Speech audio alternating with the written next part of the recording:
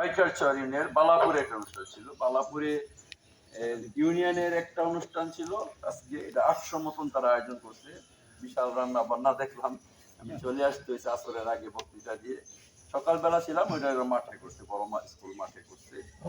তো আলহামদুলিল্লাহ ওনারা 2 ইউনিয়ন নিশ্চয় দিচ্ছে। এই 2 ইউনিয়নের ব্যাপারে আপনাদের চিন্তা করতে হবে না।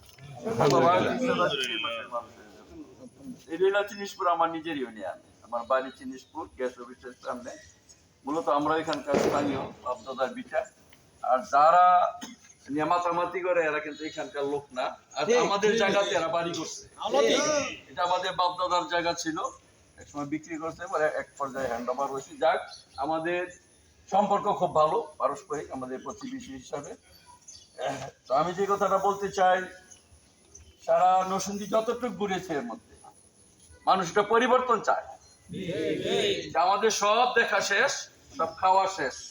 হ্যাঁ, জামাত ইসলামীর বাংলাদেশ সেখানে একটাই বাকি আছে, জামাত ইসলাম। এরা ইসলামকে সংসদে নিতে চায়, কোরআনকে সংসদে নিতে চায়। আল্লাহর মেহরবানি, আমি নরসিংদী মাধবদী ম্যানেজার ছিলাম, প্রায় 1.5 লক্ষ গ্রাহককে আমি সেবা দিয়েছি। আমার হাত ধরে পল্লী উন্নয়ন প্রকল্প নরসিংদী আসছে। প্রান্তিক জনগোষ্ঠীকে আমি প্রায় 10,000 কোটি টাকা মতন বিতরণ করেছি ব্যাংকের মধ্যে। 10,000 কোটি টাকার উপরে আমার কাছে যা হিসাব দিয়েছে।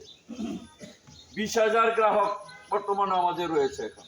20,000 গ্রাহক প্রাণী, এক বাড়িতে 5 জন লোক থাকলে প্রায় 1 লক্ষ গ্রাহক কন্টিনিউ এই প্রজেক্টের মাধ্যমে। আমাকে একজন ব্যাংকার হিসেবে চিনে, নতুন আইডি নিয়ে আমি গিয়েছি, স্যার পাশে আছি। দলমত নির্বিশেষে ওই সমস্ত অনুষ্ঠানে আমার কথা শুনি অনেকে দেখা করতে গেছে, অনেকে ছবি তুলতে গেছে, অনেকে সাক্ষাৎকার নিতে গিয়েছে। আলহামদুলিল্লাহ, ময়দান খুব ভালো। যারা মনে করে আমরা সরকারে চলে গেছি, ব্যবসা বনরহ, এগুলি সব বাতিল। ঠিক, এদের আস্তানা হবে না। প্রশাসনকে আমি বলতে চাই, চোখ আল্লাহ 2টা দিছে, 2টা কাজে লাগান, এক চোখা হয়েন না। ওদের ব্যবসা ডক্টর ইউনূস সাহেব হুজুর গোর কথায় আর নাবালক খোলাভানদের কথায় চলে, তো তাদের কথাই তো চলবে। আপনার সাবালক গুলিকে দেখা তাতে বাইর করছে নাবালক রাই। আপনি তো জেলখানায় ছিলেন। 17 বছর তো আমরা বনানী জানের নেত্রীর বাসার সামনে বালুর ট্রাক সরাইতে পারেন নাই। নেত্রী যখন বলে আমাকে মইনুল রোড থেকে একটা পরে বের করে দেওয়া হয়েছে, কই আপনারা কোথায় ছিলেন? তো বড় বড় কথা বলে কান্নাকাটি করে খালতে যে বলছে না, আমাকে একটা পরে বের করে দেওয়া হয়েছে। আমাদের নেতারা অ্যারেস্ট করতে আসছিল গোলাম সাহেবকে, হাজার হাজার লোক রাস্তায় শুয়ে পড়ছে। আমাদের নেতাকে নিতে হইলে আমাদের উপর দিয়ে গাড়ি চালায় নিতে হবে, সম্ভব না। নেতৃবৃন্দকে কনভিন্স করে প্রশাসন তারপরে নিতে হয়েছে, আপনারা তো পারলেন না।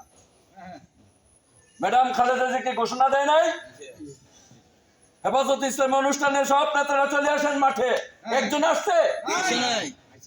পাতাইল্লা ক্ষমতায় যেতে চান না, সেই দিন শেষ।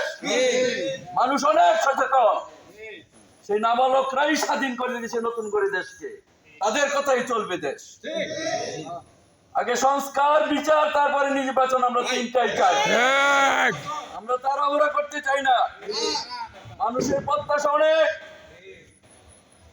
যাদের নাবালক বলেন 15 বছর এরা ভোট দিতে পারে নাই, তাদের ভোটের পরিবেশ তৈরি করতে হবে। আগে রাতের ভোটের কথা শুনছি, পরে দিনের ভোটের কথা শুনছি। এখন বলেন নিজেরা নিজেরই ক্যান্ডিডেট হবে, নিজেরা নিজেই পাশ করে ফেলবেন।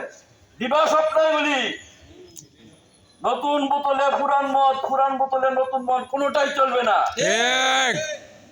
এই দেশ তৌহিদি জনতার দেশ। সমাজে সালিশ বিচার হবে ইমামের নেতৃত্বে।